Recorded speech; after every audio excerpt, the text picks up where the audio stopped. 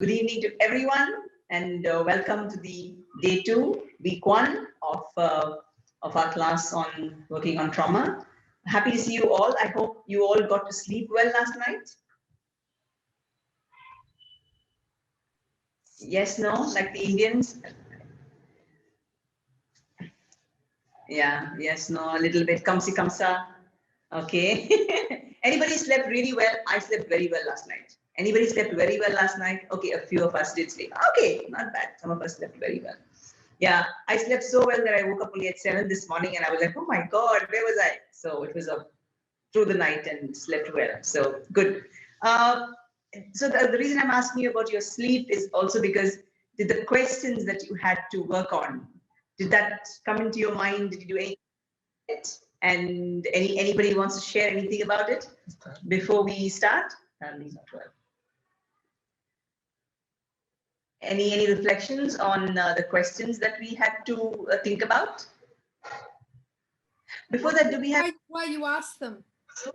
Sorry. And how they're connected to trauma. Okay. Okay. So why we asked them and how they're connected to trauma? Okay. Yes, Ankita.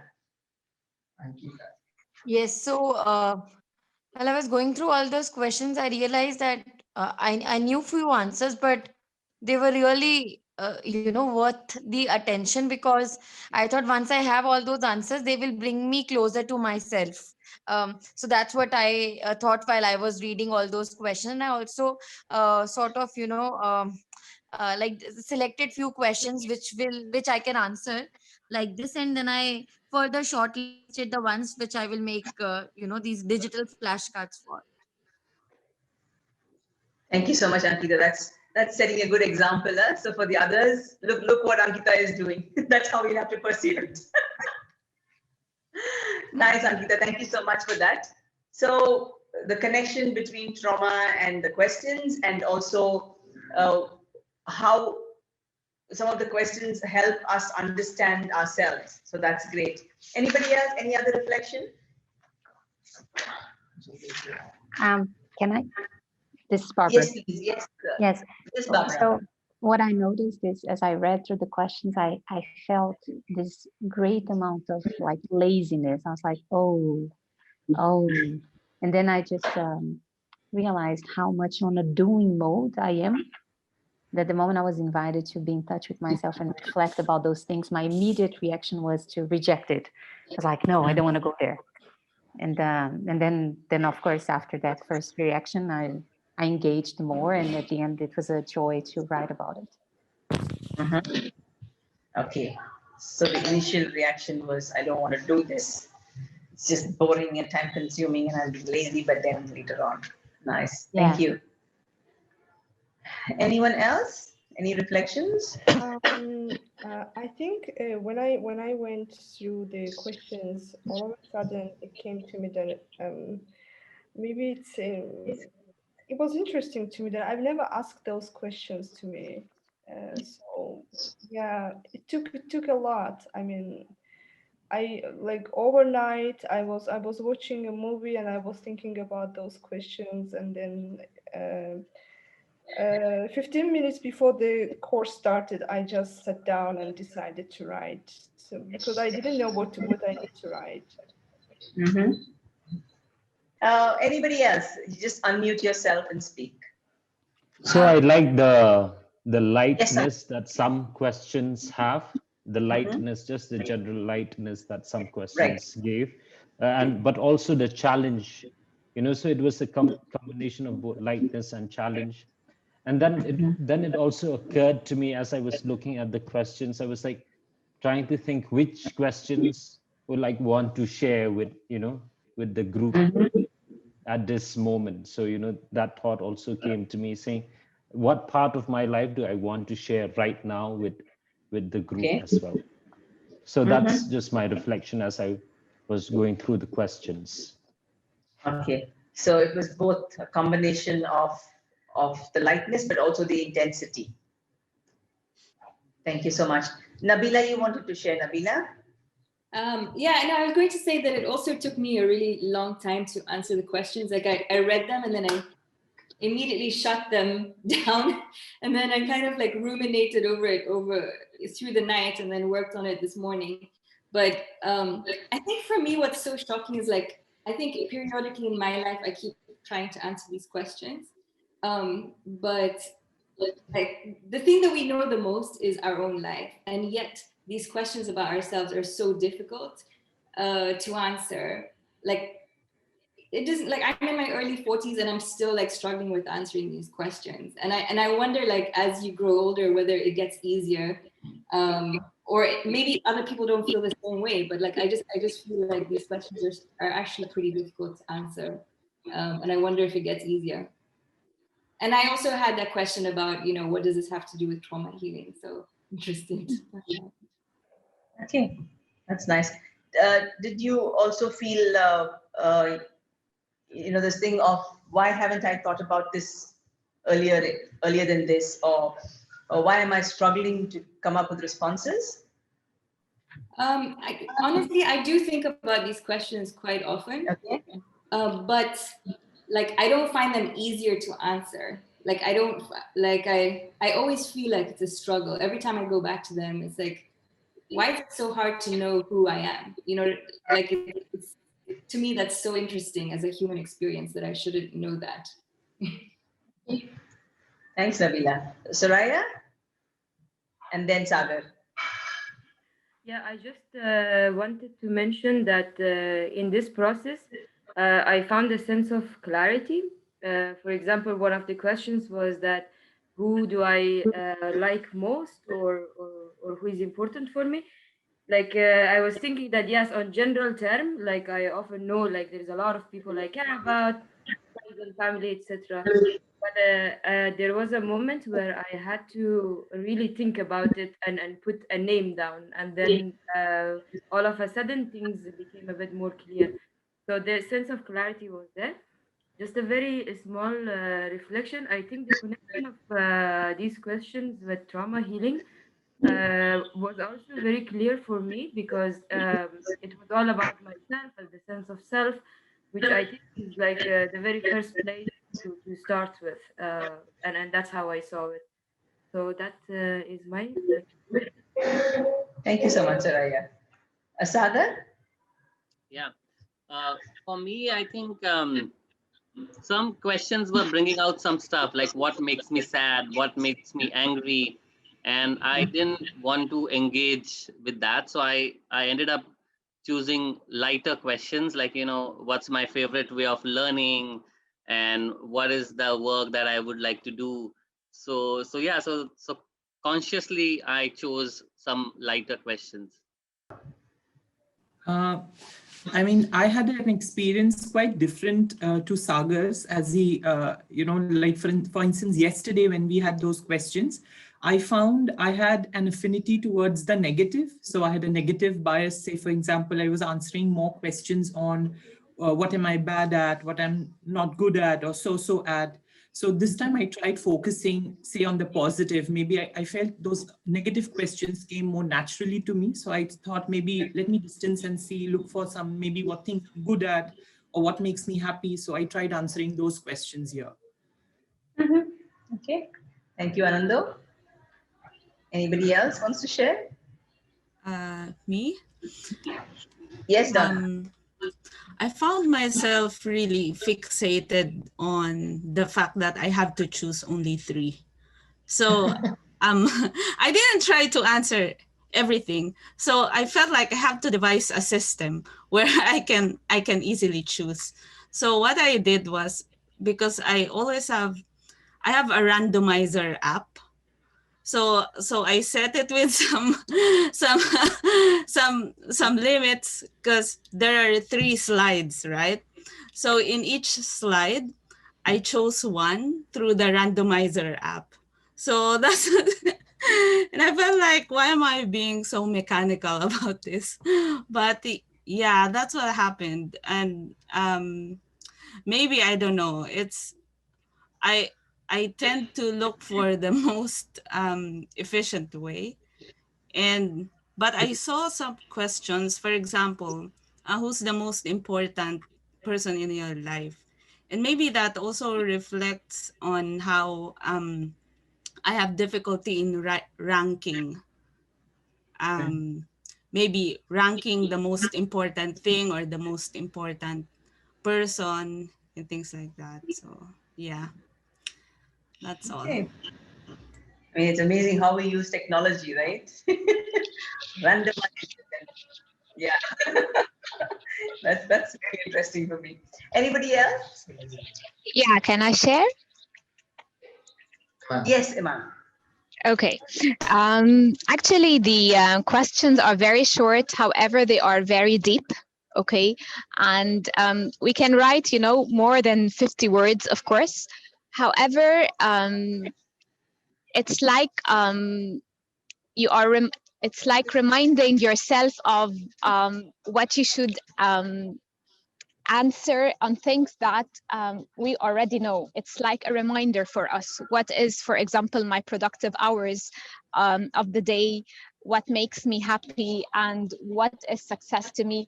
So all of these things, I know it, but when you write it down and oblige yourself to think of it, it's like you are obliging yourself to talk in a positive way to yourself and to write it, and it will be strengthened in your mind. And your vision will be more clear and stronger. So I like the questions very much. Yeah, thank you. Okay, thank you so much. Iman, anybody else? Okay, so before we move on, yes, Reham. Yeah, I feel relieved that I have some certain answers for some questions that felt for me some security, as 3 years ago I don't have a clear answer for me. Some question for me was challenging, like what I want people to know about me, to see me. So it was challenging not having the answer only, but also like they saw us after our interaction between our experience and their experience. So it don't happen like that. So I didn't know how to answer this question, yeah. So that's it. Yeah. So, I mean, it's perfectly fine that some of us couldn't answer these questions, or we were, we just thought that it's too intense, or I can't reflect on this now. We were not feeling up to it. Now, this whole course, and I think every course you attend online or any class that you attend, we start with the premise that we are all committed to it. And so any work that is given, that you will do wholeheartedly. So in that context, if you feel like you couldn't concentrate, you couldn't do it, it's perfectly all right. So it's perfectly understandable when you say that, I just couldn't. I read the question, I just couldn't, nothing came to my mind. There was no response, no reflection. That's it, I couldn't do anything. Yeah. So that's perfectly fine if we don't, if not everybody has to have a profound, deep, or, some of you said that what is the connection between trauma and these questions? And some of you said, I definitely see a connection between trauma and these questions. So I think each of us have different reflections. I haven't forgotten, we have a new participant. We have Selassie. So can you introduce yourself? Tell us a little bit more, and then we will, yeah. Hi, good evening, everybody. My name is Amaha Selassie, living in America. What else do you guys talk about? I don't know. I'm thankful to be here to see all these beautiful people that are, committed towards peace. And I think this striving to make, my community and world better by working on myself, and trying to support others on their journey. Okay. And Rawad wants to know if you've done the CSP classes before. Yeah, I did. Was it 2013, I think? Okay. Yes. And I have one of my people here. I don't know. Okay. Yeah. That's nice. It's always a joy to meet your classmates after many years. That's very nice. So welcome to the course, Selassie. Yesterday we just did introductions. We spoke about each of us introduced ourselves. So we took good time to understand each other, to get to know each other. And then we also had a few questions that we discussed. Yeah. And today what they were sharing is some of the homework questions they had to reflect on it at home. What we are going to do now is we are going to put you into breakout rooms again, and you will talk with the fellows in your group. It's going to be random, like Donna did. So it's going to be just random that Zoom will pick. So you're going to be in groups and you will share with the other participants the questions that you responded to. Now, again, please remember in these classes that you are not obliged to share. You don't have to share, right? But we will push you, we will challenge you, we will request you to share, because it's when you talk, the others also learn from you, right? So it may not be, if you push yourself a little bit to expose yourself, maybe there is a learning, there is a healing happening to another person from another side. Yeah, so always remember that. So when you are sharing, it's your story, but then it's somebody else's story also because they are receiving it. So we'd like you to share. We will give you about, not too long, but not too less also, about 15 minutes so that you can go into the questions, share deeply and understand. At the end of 14 minutes, I will send out a message. If any of you need more time, just get back to us, and so that we can extend the time. So if you can keep it open, and at the end of 14 minutes, we will talk to them. And if they need more time, we'll give them some more time. If not, we will come back. Is that okay? Any questions before you go into your groups? Feel free to share the 3, but even more than that, if you are called to.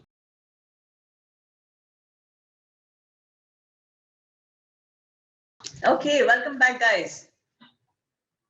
How was the sharing? Was it too long or was it too short? Okay, any group wants to share? We just have like a few minutes to share, because the idea of this, the questions was for you to share among yourselves. But if any of you want to share in the plenary about any experience from the group, we'll be happy to hear. Yes? Yes, Robert? It was really interesting to hear everyone's answers. And then we asked like about questions that we answered but didn't share, or answered the questions that we wanted to, but they seemed that they would require more of an effort that we didn't sort of had to push to another time. And so that was interesting just to see where we kind of wanted to answer, but we ended up, either answering or not answering because we want to give it more time, which is separate from the things that we shared. We also found inspiration in the answers among each other. Before we closed, I was talking about surprise answers. And these questions were kind of prompts. And so I talked about one question where my first answer went in a very surprising direction as opposed to answering the question itself. I think it had to do with what I value. I sort of talked about that. So I was curious. I asked if anyone also had like similar surprise questions that they answered in a surprising direction. And these surprise questions, did it make you think more in terms of what made you take that tangent or that line of thought?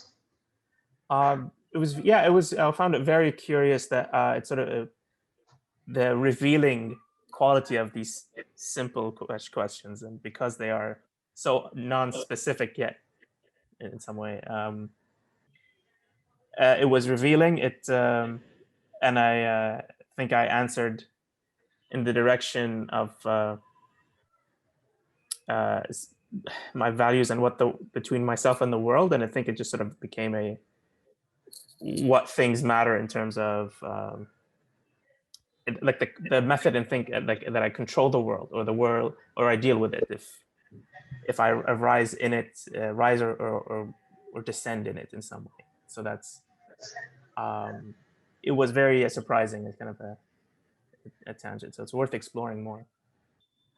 Okay, and you have all the time. Anybody else? Any other reflections? Yes, Sagar? Yeah, I was amazed by the simplicity, like definition of happiness, definition of success. It was like simple things like going on walks, watching people pass by, like random hugs. So that was happiness for people. And then definition for success was like, living like a life of service from a space of love, and also like, earning well while doing that. So it was not about materialistic things. So I think I was really touched by that. Okay, nice. Thank you. Anybody else? Yes. when one of the members of the group mentioned the word vulnerability, I felt very much it's related to trauma, because vulnerability, it's also refers to self-expression, or the ability to speak up and talk and express yourself. And this is very much related to healing from stress, trauma, anything. Yeah. Okay, thank you. Anybody else? Any other connection? Or when you were reflecting, did you find anything? Yes, Christina. It's interesting. I chose one of the questions, what do I respect about myself? And it made me reflect. I've been reading Sarah Payton's book, Your Resonant Self, about how we can parent ourselves and accompany ourselves. And I realized that a lot of the questions are related to self-care and to patterns that we may have, which are probably very much linked to trauma. Yeah. So in the beginning, you did ask how these questions were related to trauma. So the response that you're giving is more from the sharing that you had with the others. Is that how I would understand that? I realized as I was sharing, it sort of came. Yeah. Okay, thank you. Okay, anybody else? Yes. Thank you. So for me, it was more like a process perspective, because this was not about doing, it was about being together. And then there was this spaciousness that was created to go somewhere that was very relaxed. So very, from a deeper presence of comfort and being held by each other. So those questions, like, we're not given a task, accomplish this together, sort out the narrative together, but like the being place. And that immediately created trust. So not the other way around. So much energy goes into trust building usually, but this was the opposite. By being together, trust was built. So that's how I took this as in relation to trauma, healing, and all that. Yeah. I would like to dwell on a few of the things that you said, the safe space, or the space that was created. In a face-to-face, we would have probably be sitting in a location that Christina has a backdrop on, or where Indy has a backdrop, something like that, where it's, for some of you who've been to, all of you have been to Go or to AP, the space. But in our minds, creating that space is also important. So today you had a virtual space where you were able to share the support of the others. But we would also at some point invite you to create that space in your mind. So even if you're alone, to find a space to go to where you are comfortable, you are safe, and you will be there. Another aspect that I'd like to touch on from what you said is the support that you receive.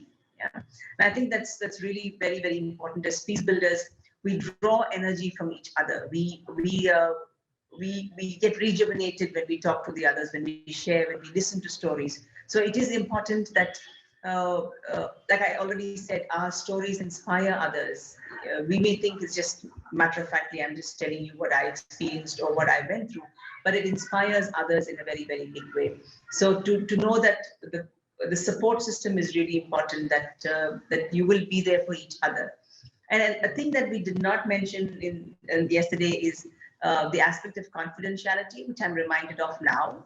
So we would, in the rules of the game, I would want you to remember that the stories that are shared here will remain confidential. I want to assure you on behalf of everybody, and I hope we all agree to that. Is that okay? That we promise that the stories that we share here remain confidential? Thank you. Because this is a safe space, like Barbara mentioned, we are creating this space that we can talk and share. So to remember that we will not misuse the stories that we hear in other contexts. Anybody, anything else before we move on? Yes, Anando?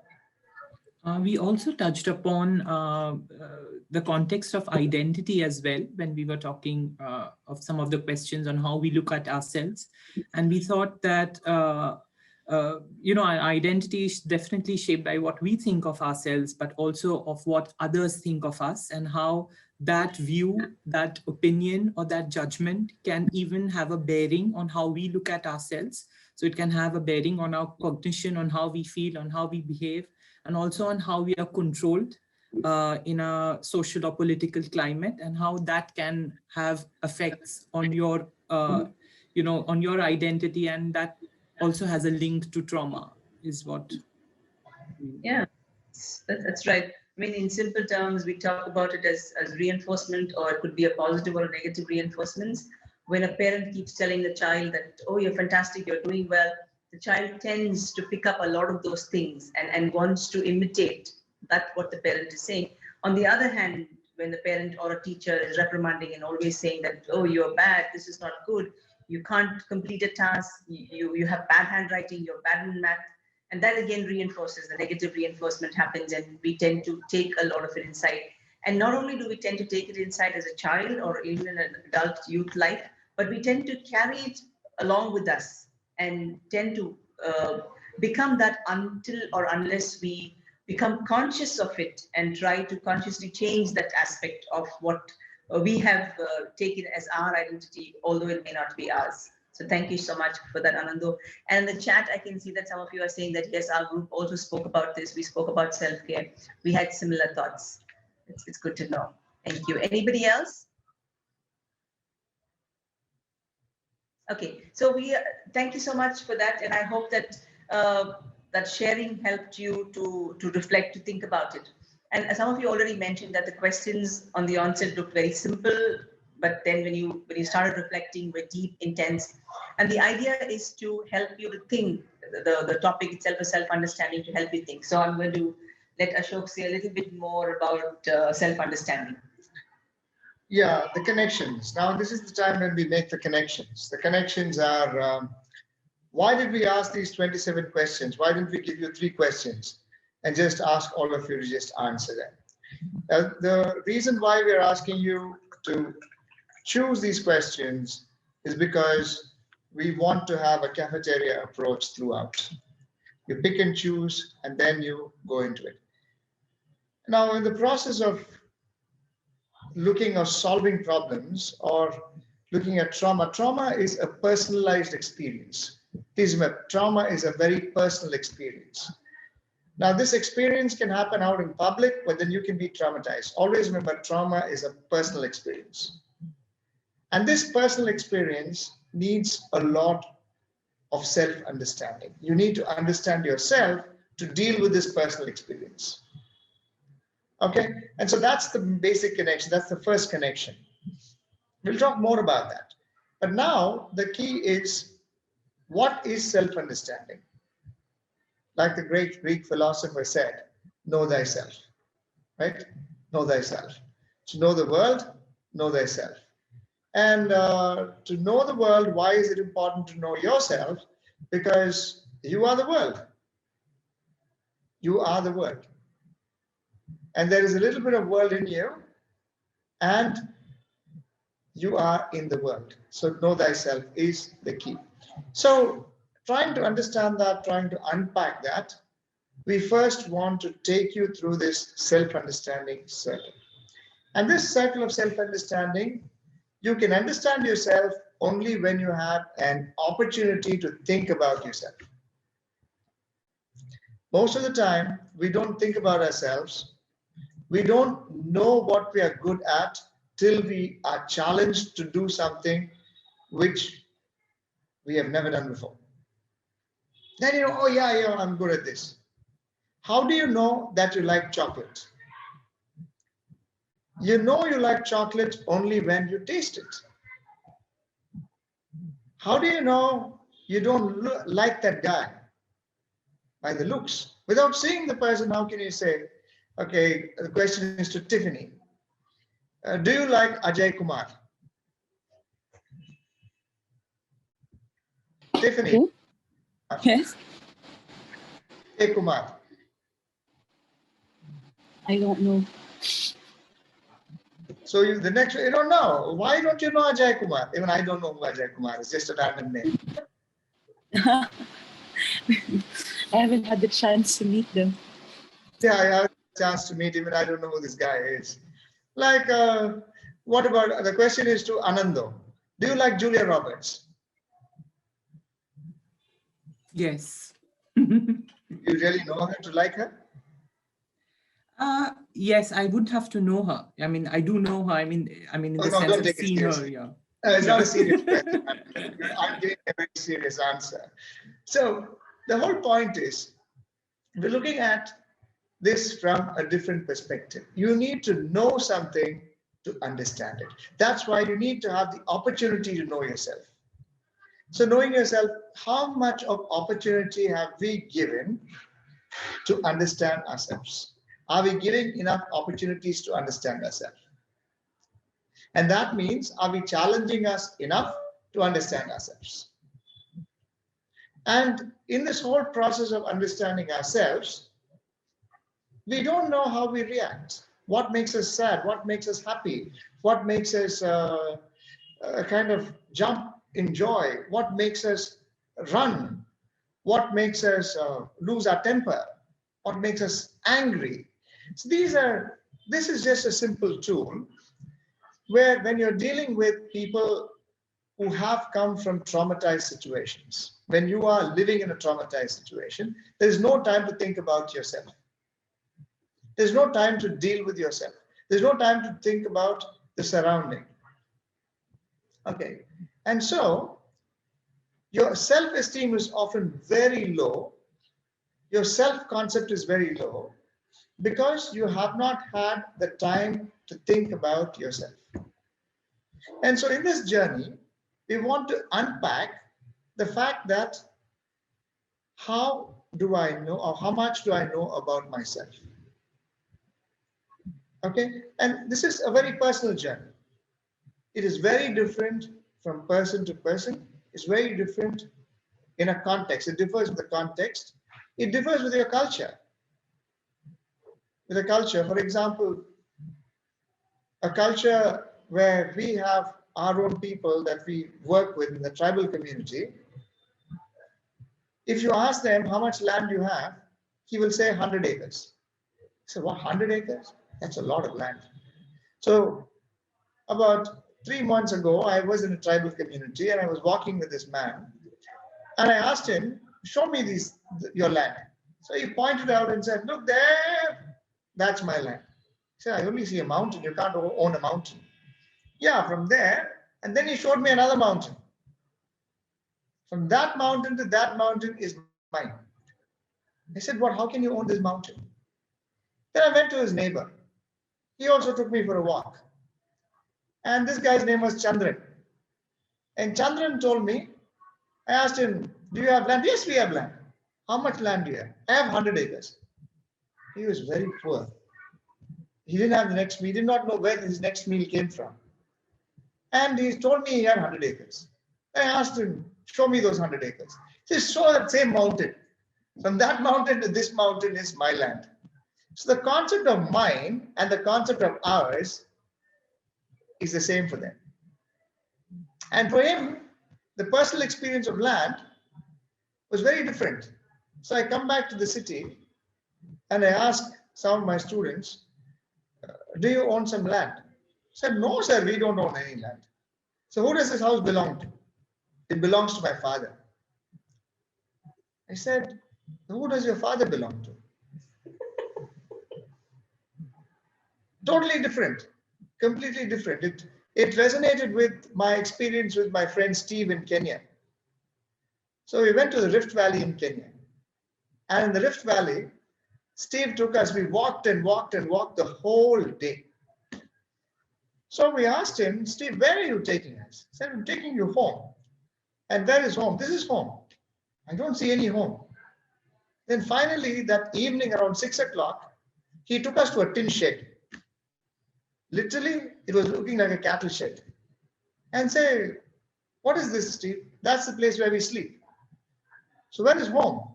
The entire place is home. And where do you sleep? You sleep in the shed.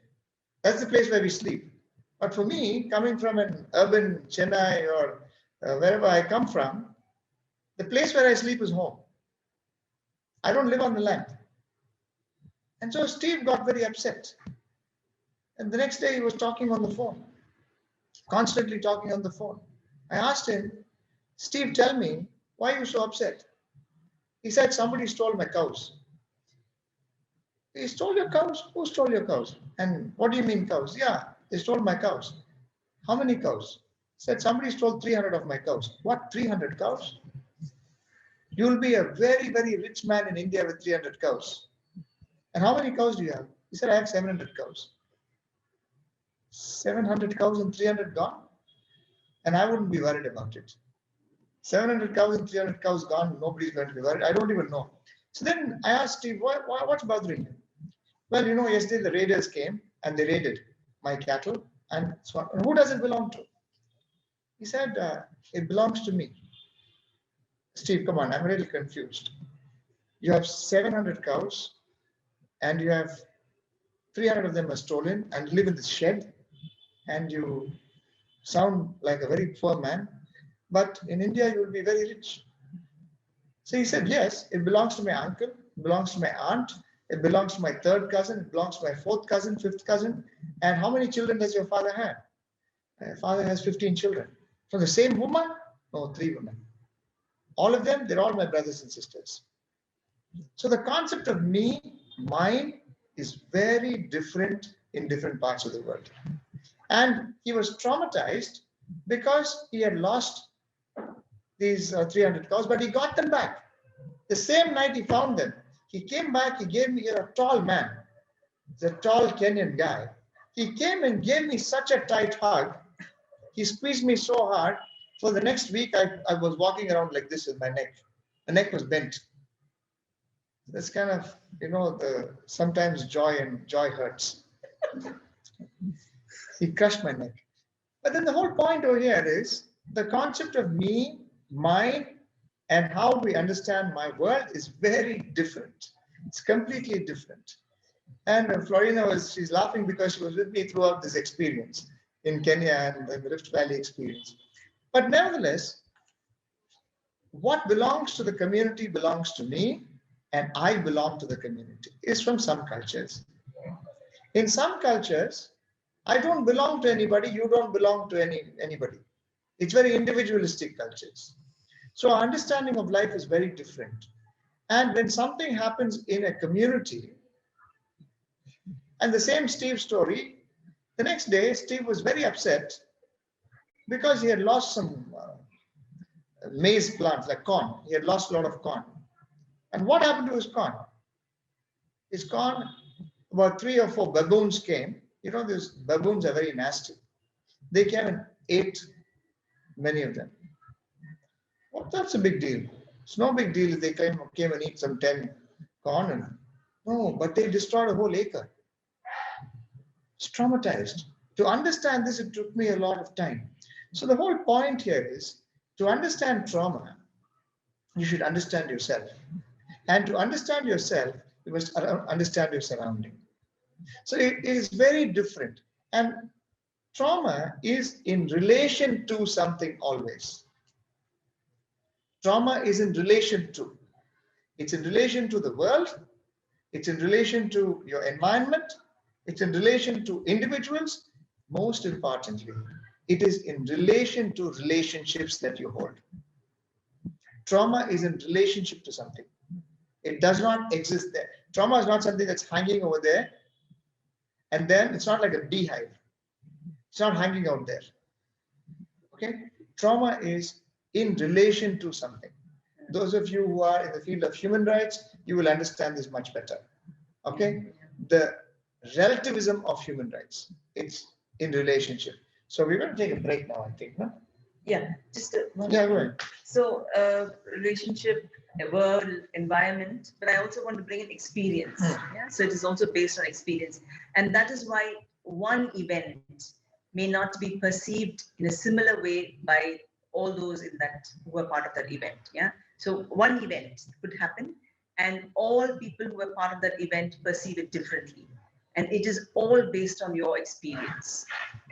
Again, CSP last year, when we went on a field visit, we had an incident where one of the participants burst a firecracker. You know, we were all sitting and having lunch, and somebody just lighted a firecracker and just threw it, and it made a noise.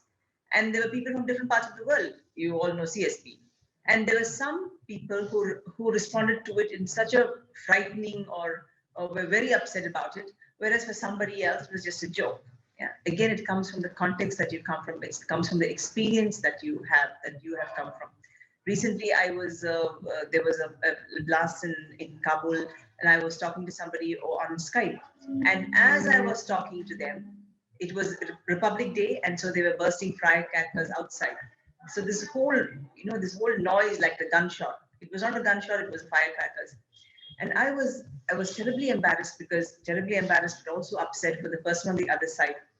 The person just went through a series of blasts and is talking to me in a counseling session, and here in the background I have that, and I just had to put my phone on mute and explain to her. So a lot of our lives are built on our experiences, and the way we perceive things is based on what we experience. So we'll take a quick break now. We will take a 5-minute break. Yeah, we will take a 5-minute break. Just stretch, drink some water, tea, coffee. I know it's very late for Naomi. Sorry about that. And we'll be back. Naomi can take a 5-minute nap. See you. Power nap. Yeah. Welcome back, people.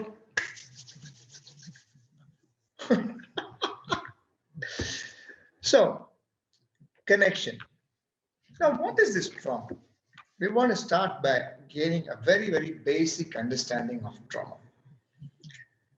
For this class, I have been looking at various references, also looking at great scholars talking about trauma. And these scholars are talking about it from various dimensions. And they're talking about trauma as a trigger, as an incident, as a reaction, and so many other things. For those of you who really want to do some studies in this area, one of the great books to read is Trauma and Recovery by Judith Herman. I've already sent this book earlier to the CSP team, but this is a good book to read. It's a very standard book, and I will share parts of the book. I'll share this book over here also. I'll upload this to the Moodle. It's a brilliantly written book, very simple, easy to read book.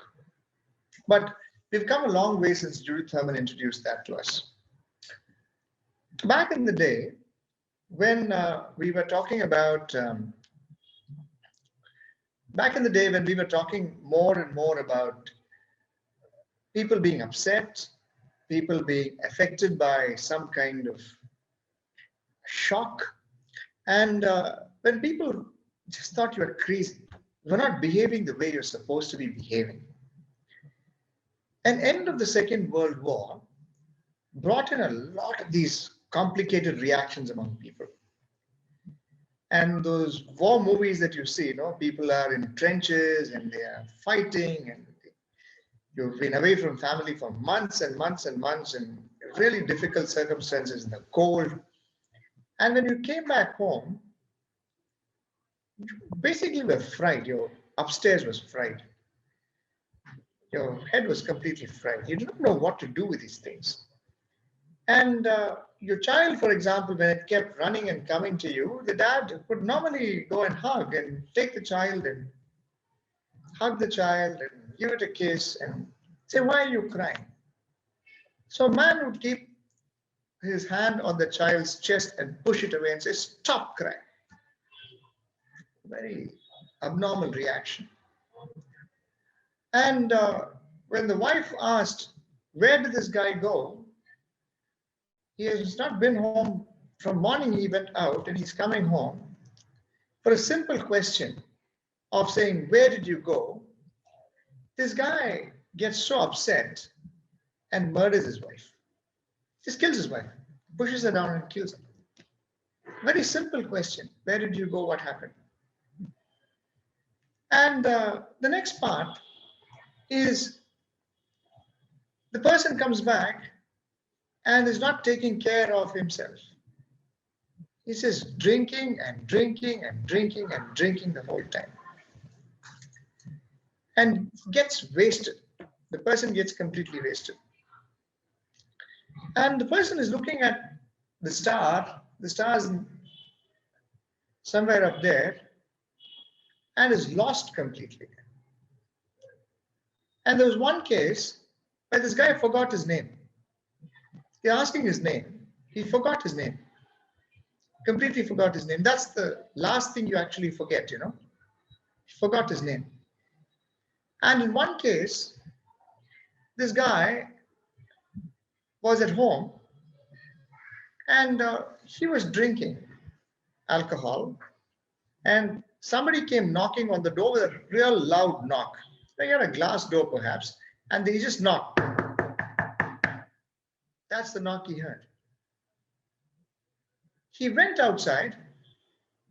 He was so angry, and he took the gun that was just outside his house and went out pointing his gun. This was peacetime. Luckily, he didn't blow his head out. All these incidents actually happened, continue to happen.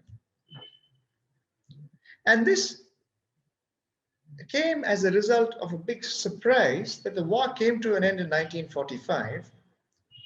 And 46, 47, 48, 49, 50, people were still trying to identify what this thing was. Why were people behaving in a very crazy way?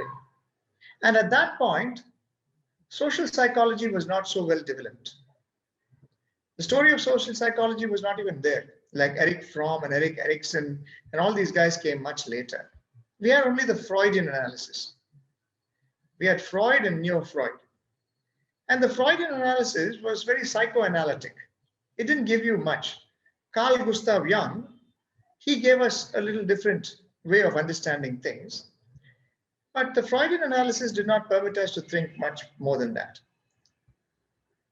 So the entire field of psychology and psychiatry were still very nascent, the baby stage, and it was not very well developed. So trying to understand this was really very, very difficult for people. Then came the 60s. In the 60s, again, something terrible was going to happen, especially the American-led Vietnam War happened. Drafting was in place. Now, please remember, the same reactions have been observed in Japan. The same reactions were observed in Germany, but sadly, nobody put this thing together. It was all happening in isolation. In Germany, the war was over and the rebuilding of Germany had just started. Israel, similar things were happening in Israel also. Okay, the Jews were coming to Israel, and fortunately or unfortunately for the Jews, but unfortunate for the Palestinians. Now, they were taking land and they were traumatizing here because people were getting rid of trauma in one place.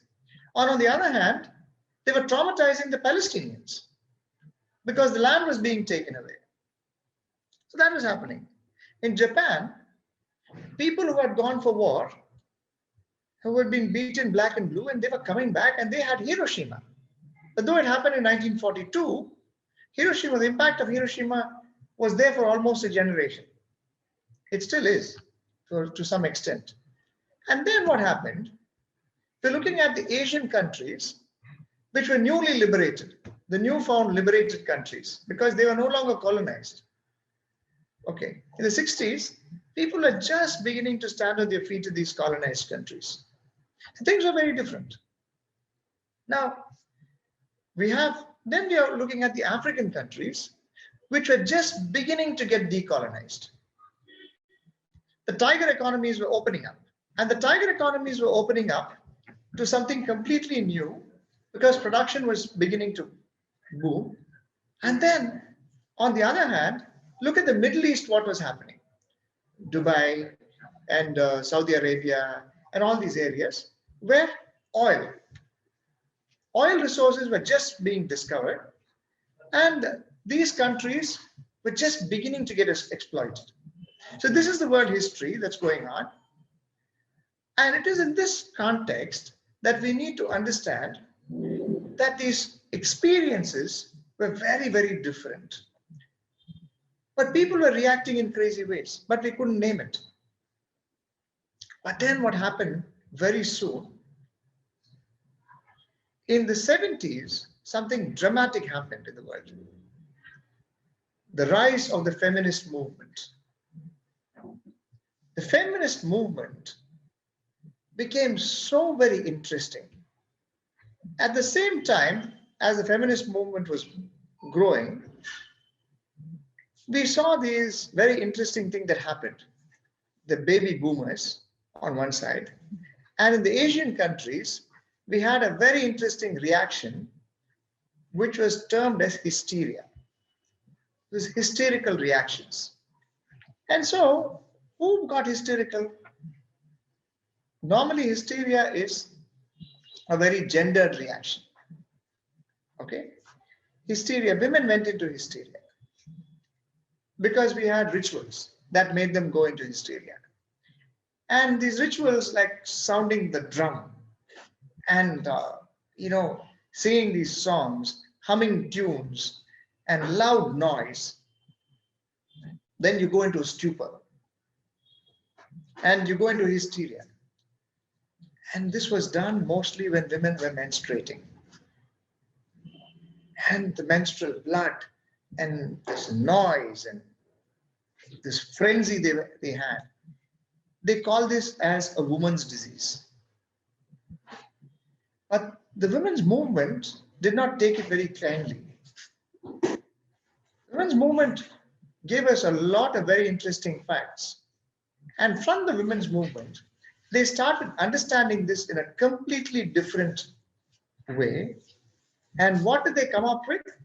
They came up with this entire new terminology called trauma. So the entire word trauma itself, which said that it completely ungendered this concept and said trauma can happen to anybody at any time, at any place, and it is a reaction of the mind.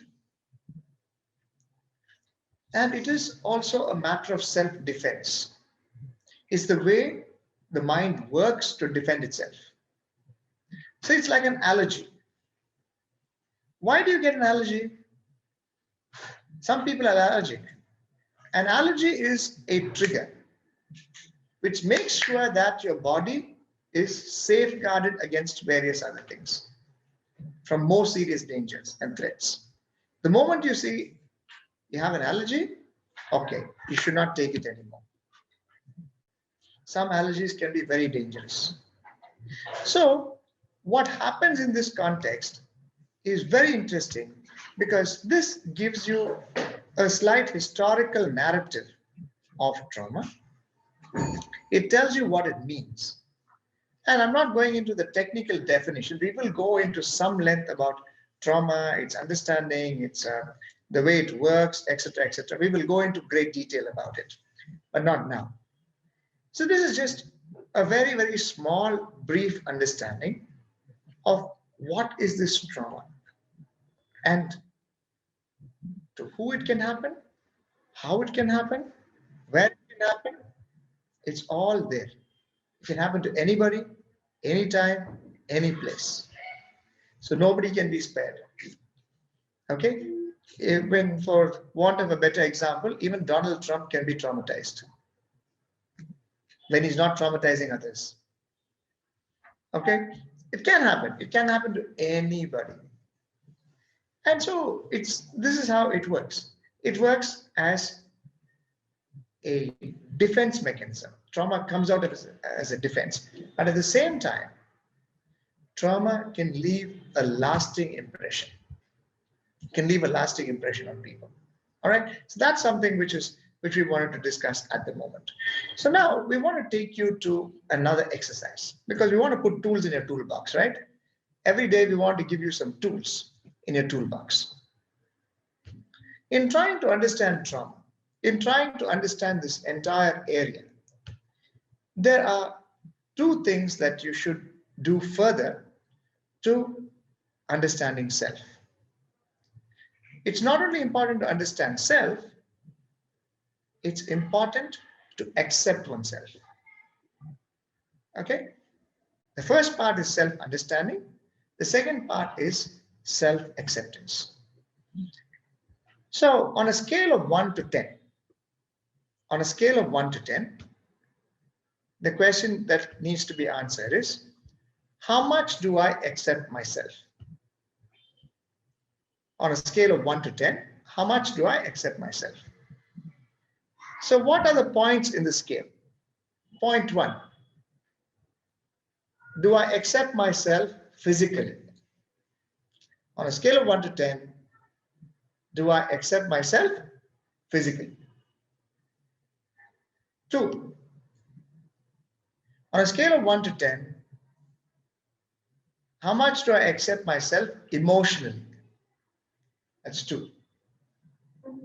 Number 3, on a scale of 1 to 10, how much do I accept myself behaviorally?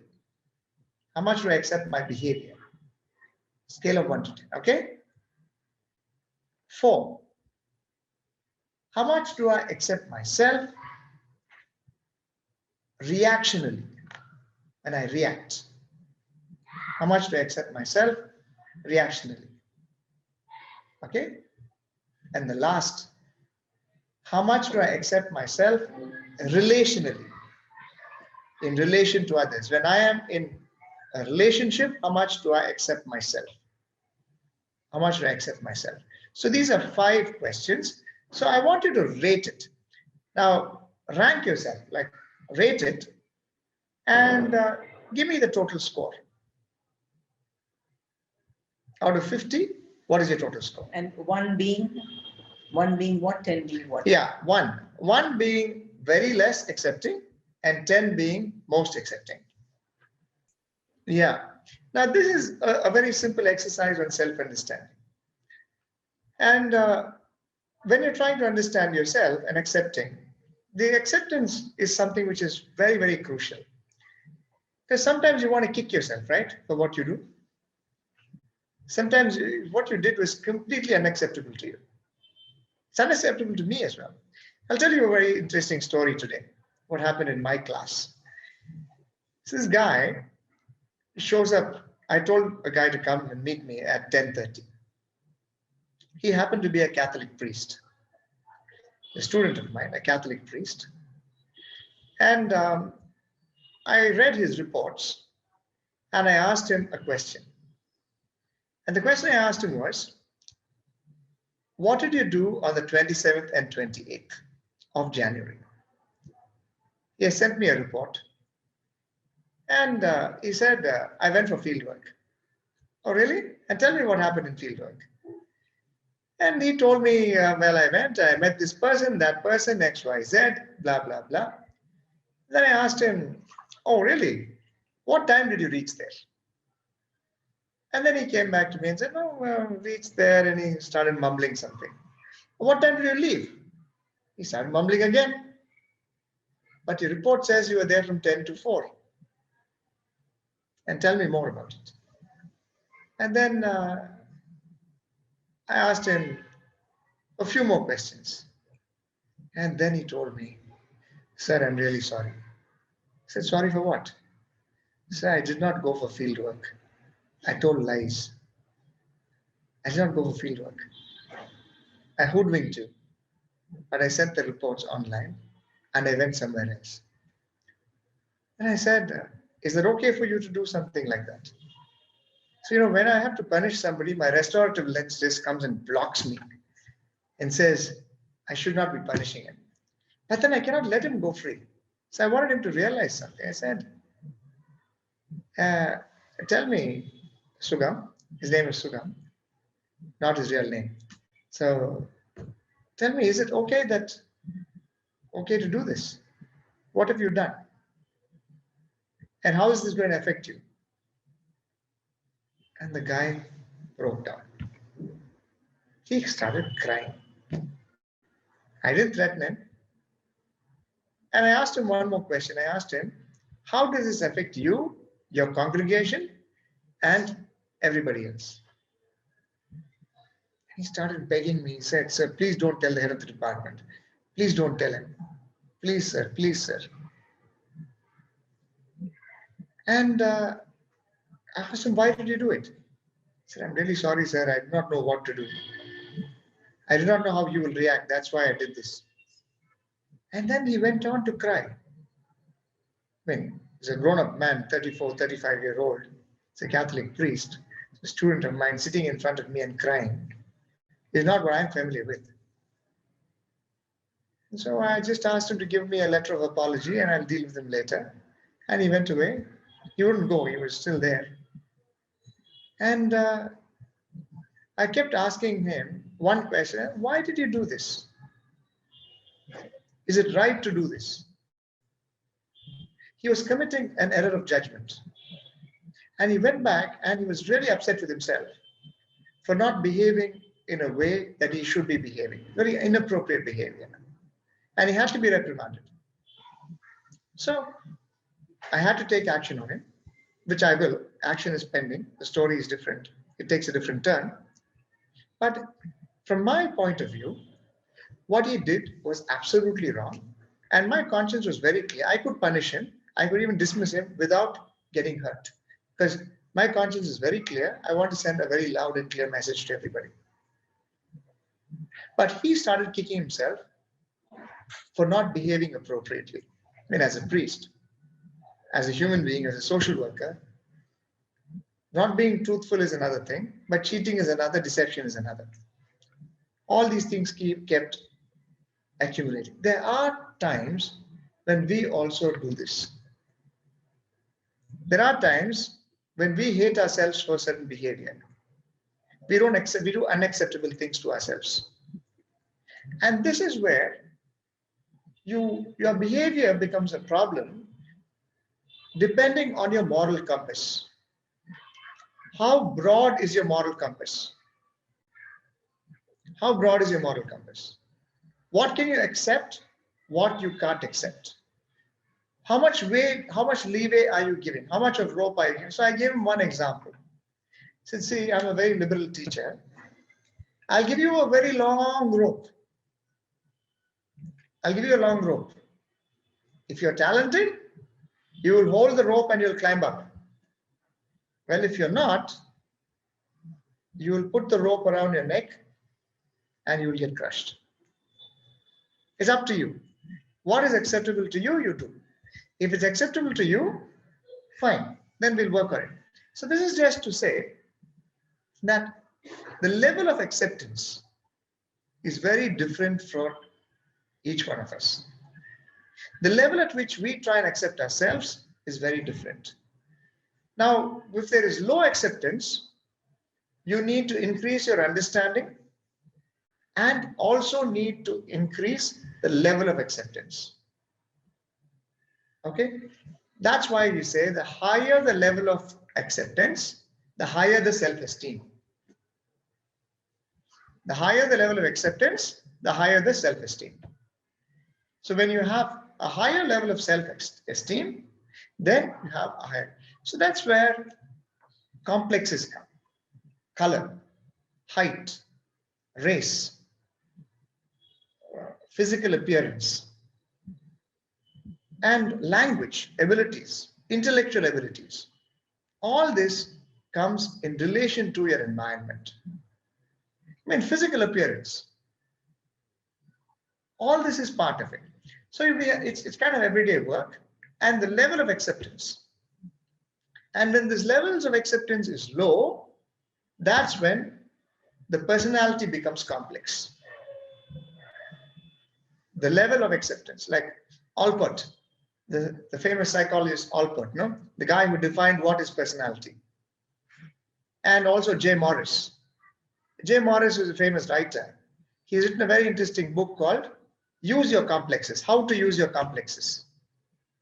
Okay, so you become complex. Like I have a fat complex, I have a thin complex, I have a complex of a race, I have a inferiority complex. So many different complexes are there.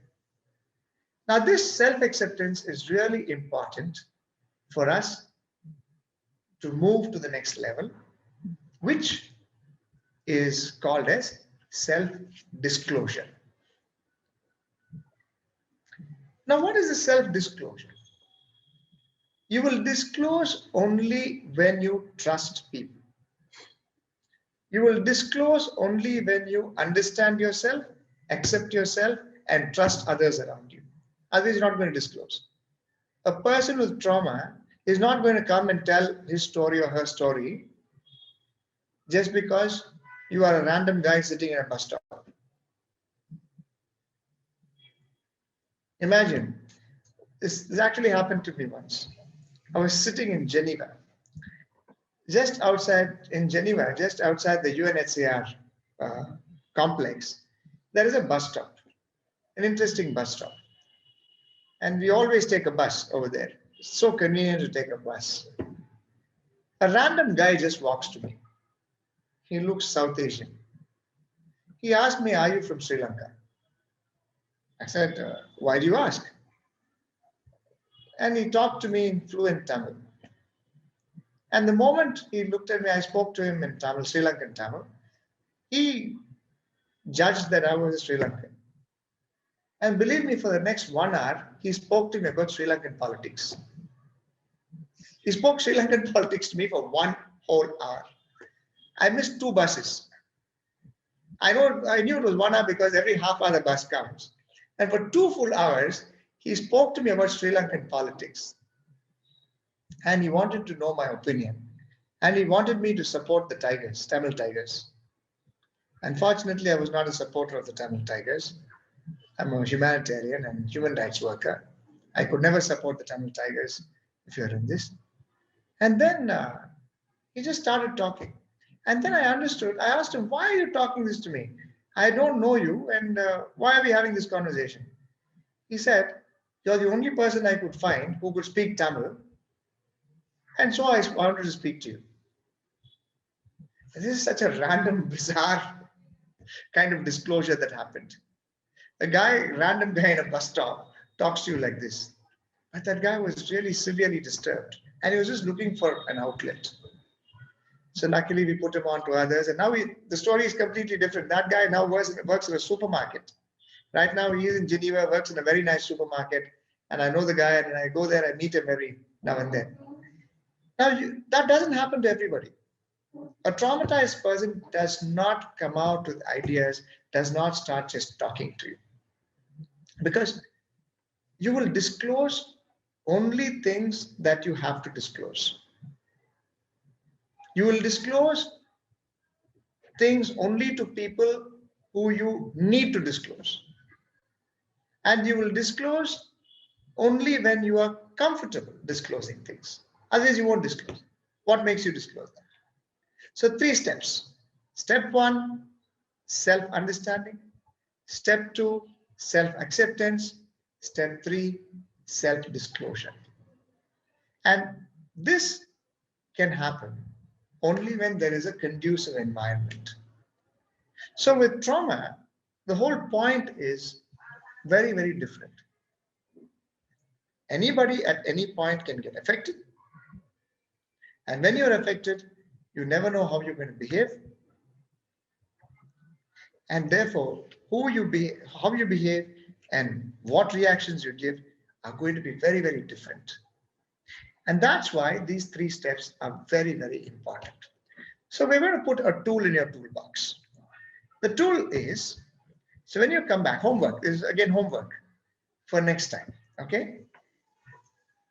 What are the 10 things that I'm good at? 10 things that I am good at. Just a list, make a laundry list. 10 things that you are good at. The second is 10 things that you're terrible with, you're bad with.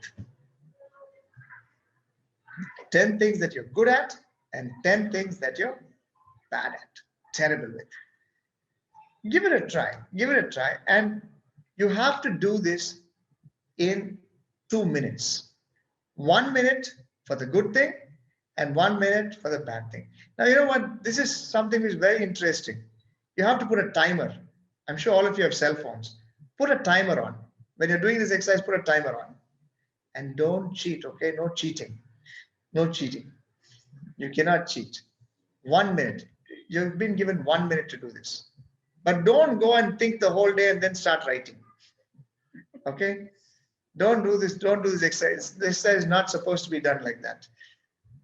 What am I good at? What am I good at? Then write down. No, that's not the way to do it. Okay, pick up a paper, pick up a pen, randomly just say, okay, what am I going to do? What am I? Just Why write. don't we do it now? You can do it now also if you want to, but this was for homework. But okay. Because homework, we have a lot of time to think, right? So we're not going to do it for homework. Okay. Yeah? What do you Okay. think, Ashok? Okay, you can do it now. Okay. So, good things. Time starts now. But they have to take a pen and paper.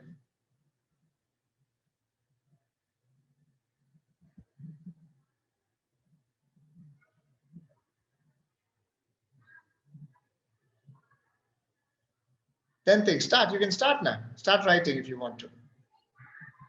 Oh my God. One second, I do that. Thank you. I started with him.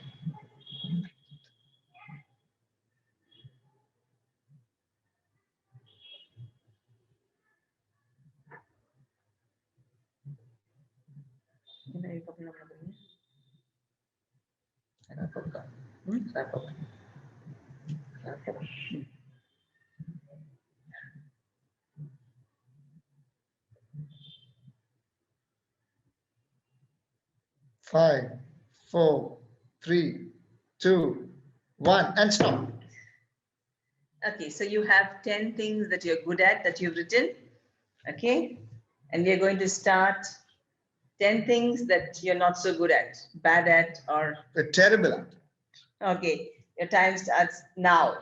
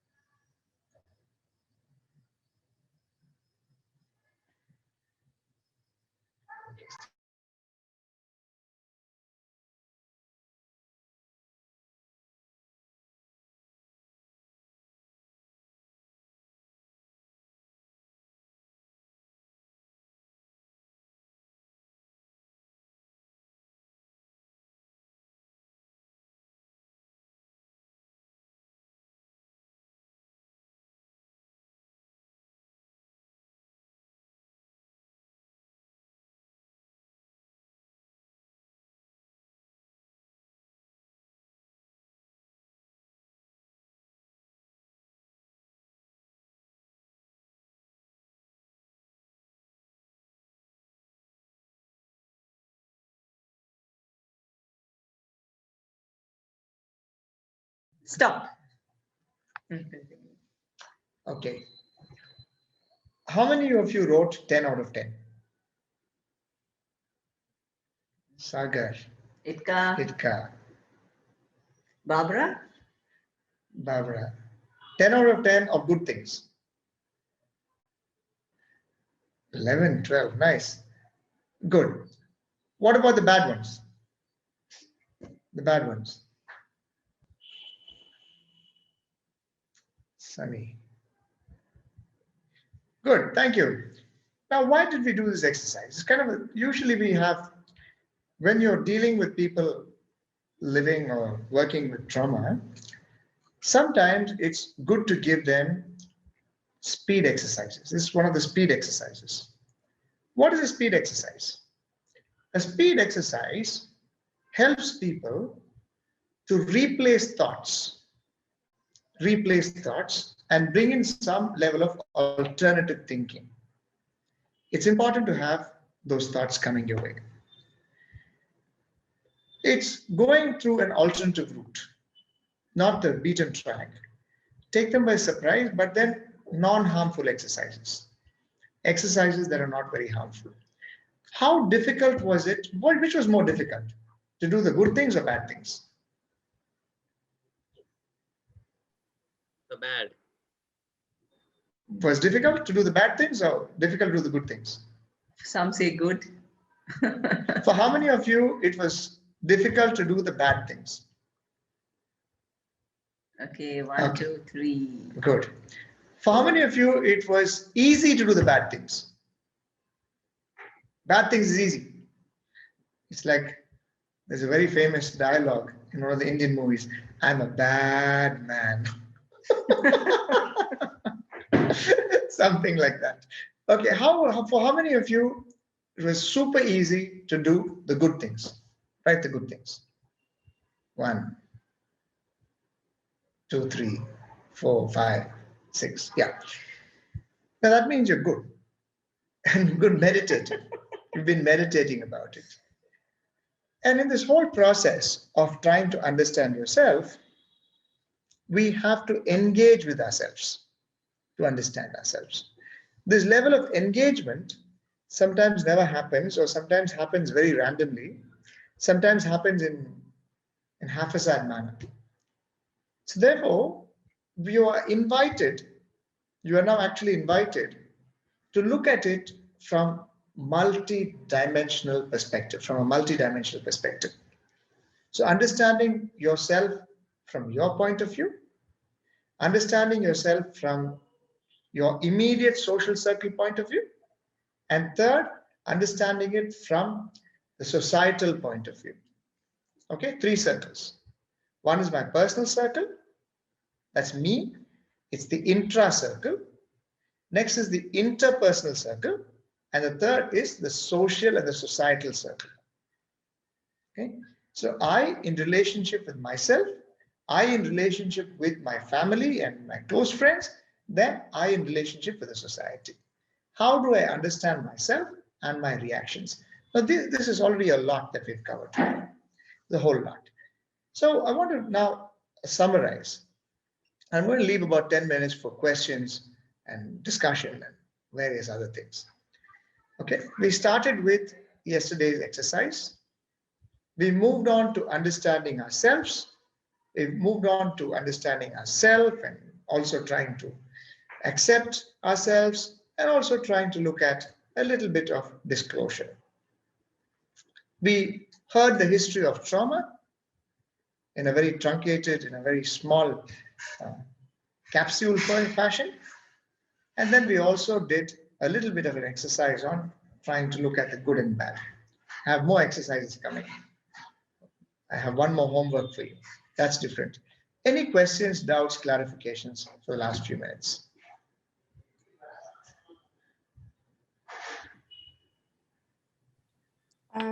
I have a question. I think in the middle I was a little bit distracted. So did I get you right that the terminology of trauma came out on the basis of feminism? So it's basically related to women, right?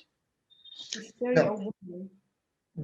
Yeah. Go to the next question also. I'll take another question and then come back to the answer. Yeah, Ankita. I still fail to understand that, first one was like, why is it important to disclose self? So that question is still bumping my mind. And the extension of that is that, uh, again, because the way I will be disclosing myself would be very different from others' perspectives. So I'm not really able to align those two thoughts in my mind. Thanks. Great. Let me first take the question of Lamia. The history is the way trauma was defined, the way trauma was understood before the feminist movement was more like a woman's disease, hysteria. And then when the feminist movement came, they broke all the kind of myths and misconceptions, and there was a very scientific approach to it. And you have to accept the fact that till the feminist movement came in, there was not much of scientific inquiry and systematic study of trauma. It was there, but very random. But the feminist scholars, both male and female there, they completely took the gender perspective out of it. And they said anybody can be traumatized. Don't call it a woman's disease. Don't call it a period disease. Don't call it a menstrual disease. And don't call it a disease that is associated with a particular gender. And that's when the word trauma itself actually evolved and got better meaning. And that's how it got addressed. And the next question of Ankita, you want to talk about it? See, self-disclosure comes in various forms. Yeah. The question that you're asking, why should I disclose myself? So it is not about you having to disclose yourself, but are you able to disclose? Are you able to talk about and to open yourself up? And the first example that he gave about meeting this man in Geneva is not really a self-disclosure as in talking about self, but just random, yeah, just banting, just talking about random stuff, and that is not self-disclosure. Self-disclosure comes comes in your ability to expose yourself. In counseling, we often speak about self-disclosure with clients, yeah, and we bring it towards the end, almost towards the end, when we say that we could, as counselors, at one point talk about our own lives and how we dealt with the situation that probably the client is also facing. And it almost comes towards the end because we want to give the client opportunities to understand. Now, in this context of understanding, acceptance, self-disclosure, with understanding, you know yourself. So the 28 questions were, in a way, helped you to think about, like a thought-provoking question to understand yourself. Then the 5 questions on acceptance level, to accept. And then even this, the 2 questions, the rapid fire questions, 2 questions, you could also look at it as self-disclosure because you are telling yourself who you are. Yeah. So you'll have to remember that it is not about telling another person, because you're like you rightly said, the way it is perceived is different. The way what you say could be perceived differently. And again, perceived based on the person's context also. So it is not about you having to share, but you coming into a space where you can share. Yeah, you are able to disclose yourself, tell about what's happening. Again, self-disclosure comes in 2 forms. One is just a superficial level of self-disclosure, but at the other side, a deep, intense level of sharing about yourself. Because you could, we've had cases where people spoke about, just matter-of-factly spoke about how they've been abused, or what happened in their lives, or a way of disclosing yourself where you understand what has happened to you and then wanting to share about it because it helps the other person. So self-disclosure at this point is about knowing yourself, accepting, and knowing that you, if called upon, you have the ability, if needed, you have the ability to talk about yourself and talk about what's going on. So that's where self-disclosure comes. Yeah, there are some questions that are being posted in the chat box, but we will come back to those questions in the next class. And could you please share your homework assignments before you answer the other questions, since some people have to leave at 10 a.m. Thanks. 10 a.m. Yeah, it's 10 a.m. for them. Yeah, okay. 10 a.m. Good.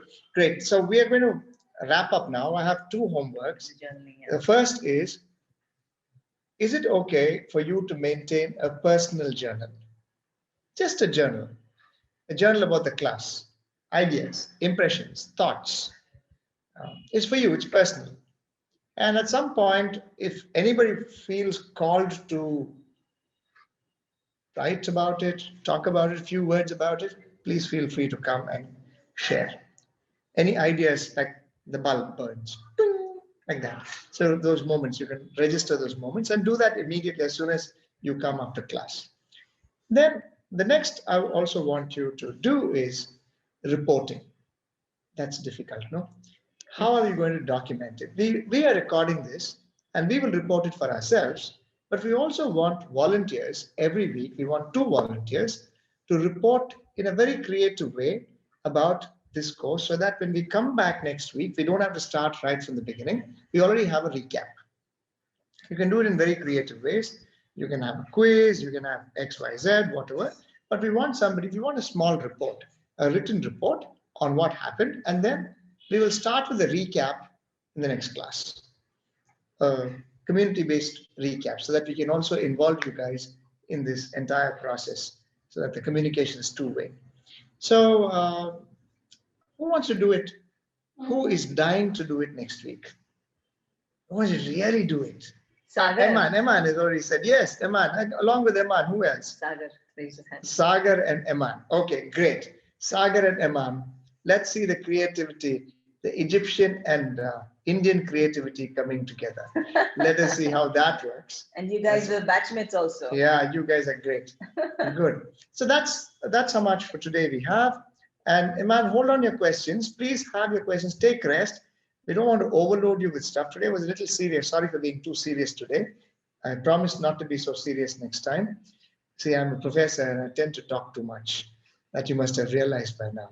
Okay, so have a good weekend, a good week, and we will see you again on Wednesday.